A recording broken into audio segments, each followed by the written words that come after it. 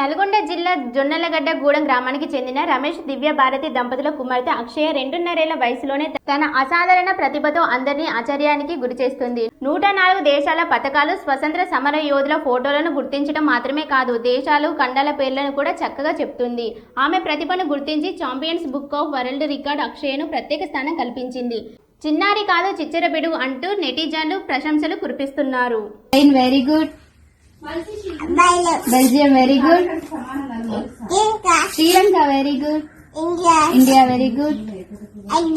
Argentina very good. Nepal very good. Japan very good. Australia very good. China very good. America very good. Denmark very good. Pakistan very good. Egypt very good. Iceland very good. Germany very good. Afghanistan very good. Iran very good. Canada very good. France very good.